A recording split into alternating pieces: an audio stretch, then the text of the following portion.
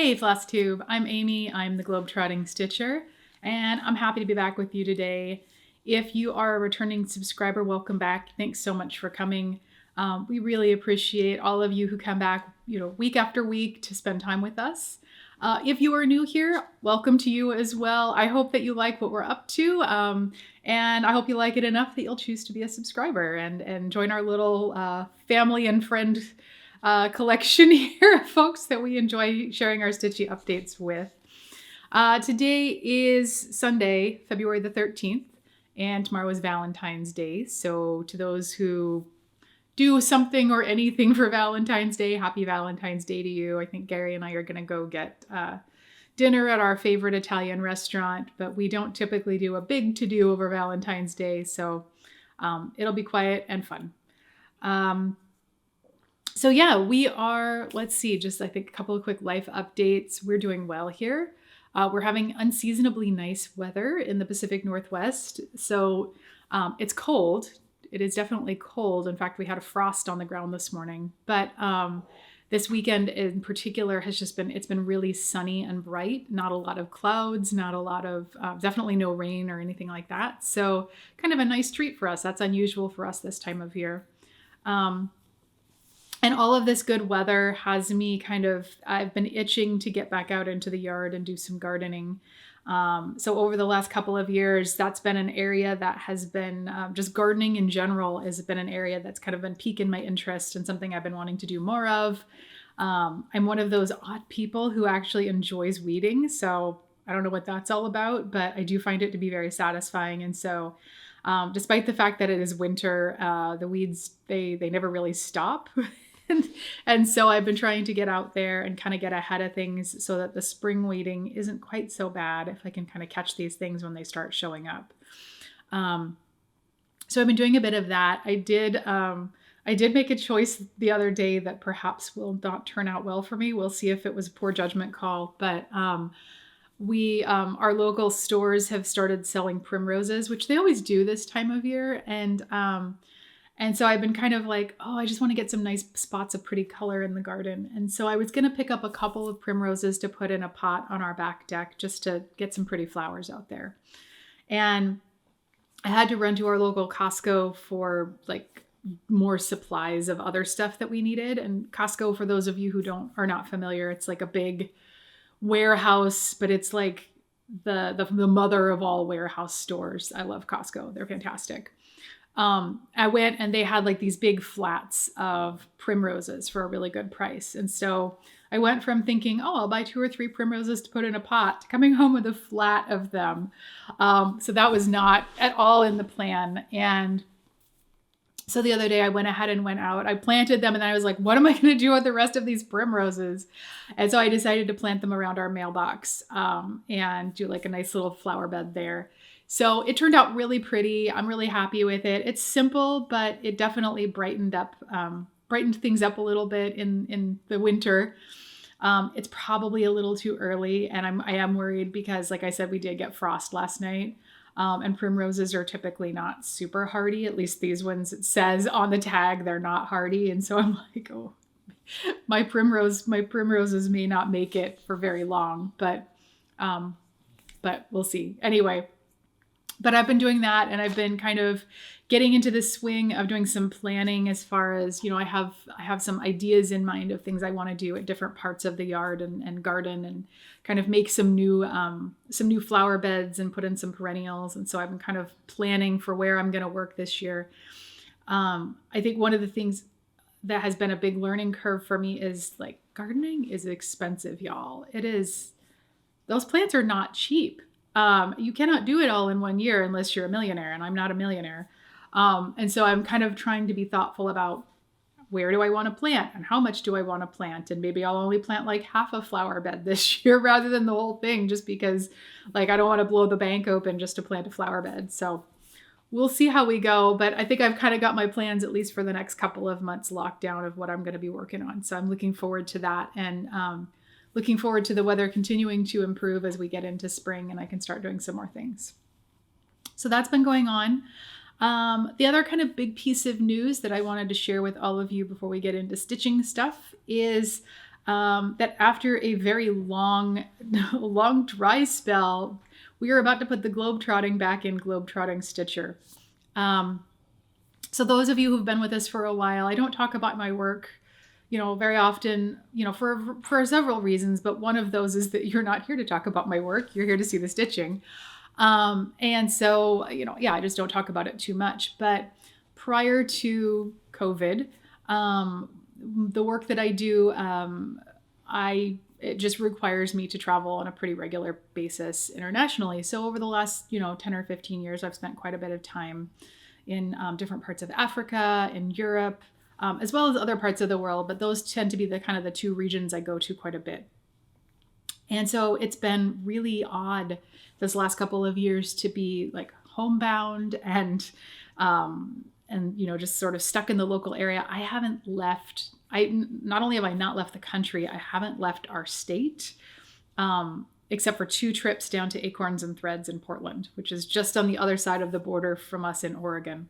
So I've literally gone nowhere. Gary and I are really careful, just even in our local community, about where we go and kind of how much we get out. We try and stay home just to be cautious. And so kind of going from that to, hey, I'm going to Nairobi is it's a little bit of a mind trip. It's been a big learning curve over the last couple of weeks, because I traveled so frequently for work before. I kind of knew the system, had the visas, had all the stuff. And there's a lot of extra hoops to jump through in the days of COVID to make sure that, you're meeting all the requirements and documentation for the countries that you're going to transit through, and that you've got all the tests and documentation, vaccination, proper verification of your vaccination for the country you're going to. And so there's a lot more that goes into getting ready for one of these trips now. So we're working it, we're getting there, but I am excited. So I'm going to be going to Nairobi in March, both excited and nervous about that. We'll see how it goes. Nairobi is a city I've spent a lot of time in, and I love it. I have a lot of really great friends there, and I'm hoping to be able to have some fun things to show you and share with you. I'm not sure I will be able to do that from this trip. I'm probably going to play it pretty cautious and not go out and about as much as I otherwise might. So I don't know how much of the Globetrotting will eke its way in, at least on this next trip. I'll try to bring in some bits and pieces, but I'll be playing it pretty safe. So we'll see how it goes. But I think I'm excited about it. And we'll see kind of how that impacts what my stitching routine looks like, what our filming routine looks like as far as being able to kind of keep you guys updated. So we'll just keep you posted. But yeah, I'm looking forward to that. So kind of big exciting news for me there. And I think that's kind of it. One other little thing I wanted to share with you is a fun project that is Stitchy related, but it's actually related to work. And so without trying to get into too many details, one of the things that my team at work has been doing a lot of over the last year is having a lot of really hard conversations and doing a lot of introspection within our team about kind of the role that we play through the work that we do, and trying to be more the theme is overall what we would call equitable partnerships. And it's about how we show up and, and how we partner with people. And are we treating that like a two-way street, or are we just kind of coming in and rolling right over the top of people and, oh, this is what we're going to do. And there's a lot more to it that I just, for the sake of time and for the sake of that's not what you're here for, I'm not going to get into. But kind of one of the things that we had decided to do as a team to sort of commemorate and create a visual reminder of this journey that we're on as a group and kind of this checking ourselves, is we decided to do an art project. And so we have a couple of us who sew, made quilt blocks, and we're doing a quilted wall hanging, which is really beautiful. So that base has been done. I actually sewed my quilt blocks and sent them in during the Christmas break. And then we are doing, we're sewing applique letters for the words equitable partnerships on it. And so different people on the team were given letters from those two words, and were allowed to create whatever kind of art they wanted to be, kind of commemorative of the themes and the messages and the thinking that we're doing, and kind of how they reflect on those things. And so I had the letter L, and I got to design for that letter however I wanted, to make it look like what I wanted it to look like. And so I chose to embroider, of course, on my letter. And I chose to embroider the words sharing power. And so I've already mailed off that so that it can be appliqued onto the wall hanging. But I think we got a picture of it that we can share you. And I just thought it'd be fun to show that to you because it is Stitchy and because it's, I just think it's really, it's cute. One of the things that was hard, because I'm not typically a really artistic person, like creative, like out of my own thinking. It was, and I'm also a cross stitcher, so I tend to be really dependent on the pattern. And this was just like embroidery, my first like completely design from myself, and using embroidery and kind of figuring out what stitches do I want to use and how do I make this look like I want it to look. And so it was a bit of a challenge, but I'm pretty pleased with how it turned out. And so at some point when this wall hanging is complete and hanging in our office, I'll try and get a picture to share with all of you. But for now, I thought you might like to see the letter that I did to contribute to the project. Okay, enough of that. Let's talk about the whips that Gary and I have been working on since the last time we spent some time with you. So the first thing I have to share with you is my sampler. I am working on the Floralia sampler by Chloe Designs. I'm stitching it on a piece of 36 count aqua Edinburgh linen. And I am doing, this is a monochromatic design. I am stitching it in DMC 3808. And the last time you saw it was right after the Christmas break, and I had made really great progress. Was over 50% done. I had finished the entire top half of the design. I had stitched the border all the way down the far right side and had started working on one of the major elements of the piece, which is, it's actually the largest motif in the whole design. And it's this beautiful maiden who's carrying a basket of flowers. So I had a little bit more typical progress this time, not the big progress of last time, but definitely good progress. So this is where, this is getting harder and harder to show you, but this is where it is right now. So as you can see, I'm not totally finished stitching the maiden, but I'm very close. And I'm really excited to get her done because, as I said, she is by far the largest motif in the overall design. And so it's gonna feel like a real milestone to kind of have that checked off and done. I stitched all the way down. So this border on the left side was about halfway finished. And so I was able to get all of that finished down to the bottom and then start stitching across on the final bottom, the final border along the bottom. I finished all of the stitching on this floral vine motif, this ring, and I got my initials in there. I started working on the letter S. I stitched this little flower motif, and then I stitched the letter X. So yeah, she's coming along really well. I'm happy with how it looks. And I'm feeling good about being able to finish this up probably in the next, I don't know, couple of months. We'll see. But definitely a great piece, and I'm really pleased with where it is. So that is Floralia Sampler. Okay. Yeek. All right. Okay, the next piece I worked on was the Port Mauve butterfly. This was a brand new start the last time we were with you. And this one kind of came out of nowhere, as I talked about. It was like I completely lost control of myself. All of my great self-discipline as far as starting new projects went out the window. And I started this piece that I wasn't planning to start for at least a couple of years. So as I said, this is Port Mauve Butterfly.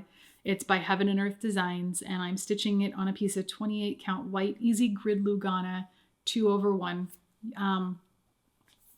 And so this doesn't have an official spot in the rotation, but I'm kind of thinking of it as my weekend stitching, and trying to kind of get in about 250 stitches every weekend on it. So as I said, the last time you saw it, it was a brand new start. I think I had maybe 250 or 300 stitches on it, and it's all background at this point.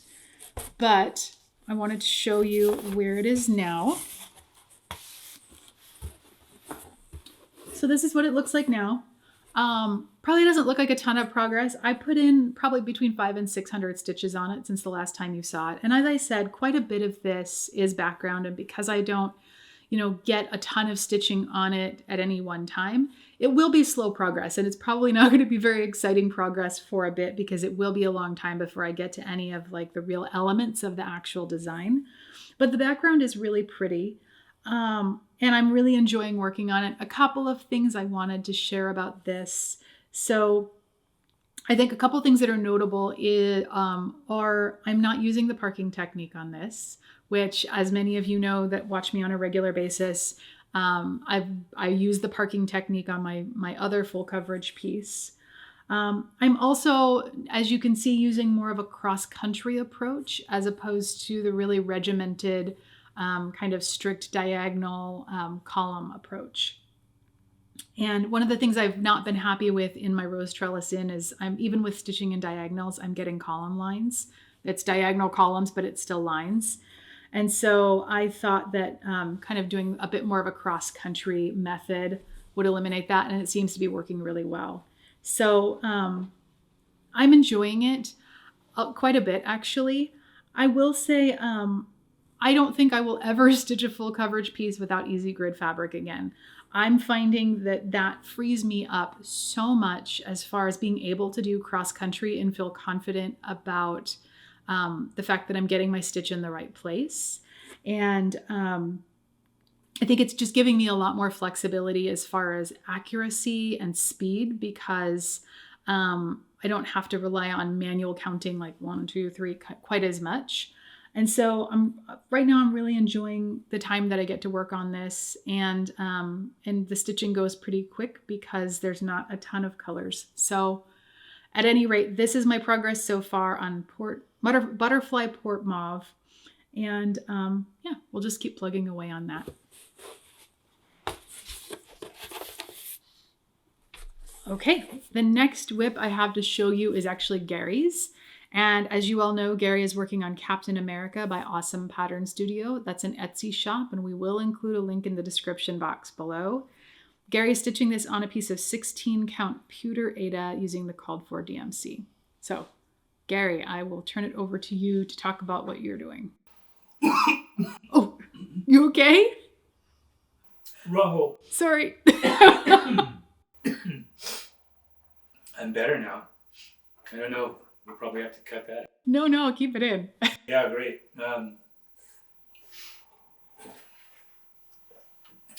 Anyway, I don't know where I am. Where is it?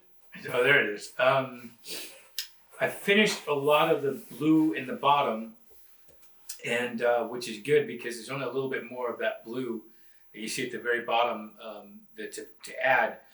But while I was filling that in, I realized that the bottom, like cloud placement there, will be bottom cloud placement there is actually over one space. And the thing is I did all of those clouds or whatever they are at the same time. So technically they're all over one space. So I have to decide whether I'm going to just take out that one small group of clouds and move them over, or take out all of those clouds and move them over, which I'm looking forward to. But other than that, honestly, I have no motivation for this one. I don't know why. But I'll keep pecking away at it, as they say. But yeah, there it is. Gary actually offered me cold hard cash to do his frogging for him.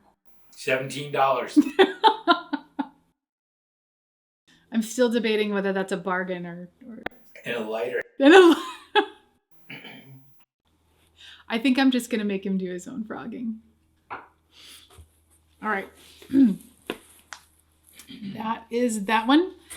And okay, the last whip that we have to show you is my fancy lady. I am working on Royal Holiday by Mirabilia, stitching on a piece of 32 count Laurel linen, using all of the called for flosses. This chart I am stitching as a stitch along. Our hashtag is USNZ Royal Holiday Sal, and I'm stitching with Sarah. She's Stitch Addict on Instagram, as well as Lynn, who is Lancashire Stitcher here on Flosstube. And then a couple of other folks on Instagram, Nancy Ducat, Kate, who is the Scottish stitcher, and Andreas Schweikart. And it's been really fun because I've been seeing everybody else making their progress and sharing updates on Instagram the last couple of weeks. And it's really it's exciting to see this kind of coming together and taking shape for so many people. So the last time you saw my royal holiday, I had made really good progress where I had finally finished all of the stitching in the woman's skirt, and the only thing that's left to do is cloak. And you were definitely seeing like a lot more of the big chunk of where it starts to wrap around her, and the red and the fur, and then the big pool of cloak that's at her feet. And so this is where she is right now. Oops. So yeah, it's coming along. It's a bit hard to describe the progress because it's all the same elements that I'm working on as where I was last time. I'm just farther. So I've filled in this kind of like thick chunk of the skirt or the cloak pooling section here. Have gotten in more of like the fur and the lining of her cloak, and then just lengthen the ribbons, put in more of the red cloak itself. And this whole section here is also new. It's kind of like the last big chunk of cloak, and then it just wraps around. So she's really coming along. I'm pretty sure she's going to get shortchanged a bit when I go to Nairobi, just because of where the scheduling happens as far as my rotation, and with all of her beading and where the size of her, she's not one that I would want to take with me traveling. So yeah, I think she'll be one of the designs or one of the charts that doesn't, or pieces that doesn't get as much time as she would have gotten in March. So I'm guessing she'll probably be an April finish. I might be mistaken about that, but that's kind of where I think we'll fall with this. We'll see. Now that I've said that, I've probably jinxed myself and she won't be done till June. But at any rate, she is really beautiful. I love her so much, and she's coming along really nicely. I'm happy with where she is. So I only have a little bit left to do of this pooled cloak down here. And then just some sections of, more of the same. So she's looking good. Okay, that's it for stitching. Let's see. I have one quick piece of Stitchy kindness to share with you that I was really excited about. So a couple videos ago, I did a giveaway and got that sent off. And a few days after I sent it off, I got a piece of mail that I was not expecting. And it turns out that Susan, who won the giveaway, sent me a little thank you gift, which was so unexpected and so thoughtful. And I've already told her how much I appreciated it, but just wanted to share it here with you. I was, I certainly did not expect that. I'm so appreciative of it. I'm so glad, Susan, thank you so much. You did not have to do that, but I'm really thankful that you did, and I love it. So Susan sent me this beautiful floss bling. Let's see. What? If you put that whiteboard down, just hold it up in your hand. I'll take a picture of it later. Okay. It'll be like a close-up. Perfect. You'll see the whole thing. We can even take a picture of it with it like that in your hand. Beautiful. You could strike a banner. There you go. We're doing that. Look picture. at that. That's happening. This is absolutely beautiful. And Susan made this, which amazes me. Folks that can like make jewelry and stuff like this, I don't know how to do it, and I love it. But this is just really beautiful. There's a little angel on here. There's like pearl beads and little crystal beads and a star and this pretty like bejeweled flower and a heart. It's just lovely. I don't have a lot of floss bling. I've got a couple of different things, but it's one of the little extras in the Stitchy collection that I just don't have a ton of. And so this was just a real treat, and I really, really love it. So Susan, thank you. This was so thoughtful, such a sweet surprise, and very much appreciated. So that's going to bring a lot of joy and smiles for many years to come. Thank you so much. Okay, so I think that kind of covers everything that we had to talk about today. So we'll just wrap up by letting you know what we're going to be working on over the next couple of weeks. I'm going to spend one more day plugging along and seeing how far I can get on Royal Holiday. Hoping to finish at least one more kind of rough diagonal on that. And then this next week, I'm going to get back to my seasonal piece. So the last time we filmed an update, I had a new start in that category. I'm stitching Par une nuit enchantée by Couleur d'Étoile.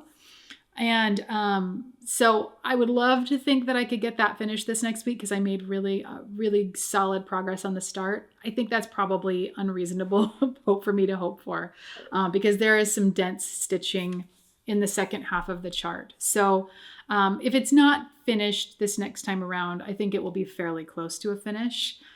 So we'll see where we are in 2 weeks, but I'm excited to get back to that. I am hoping and thinking it's fairly reasonable that I might actually get my my travel stitching out, which is Silent Night by Country Cottage Needleworks. That poor piece has been so neglected, haven't pulled it out.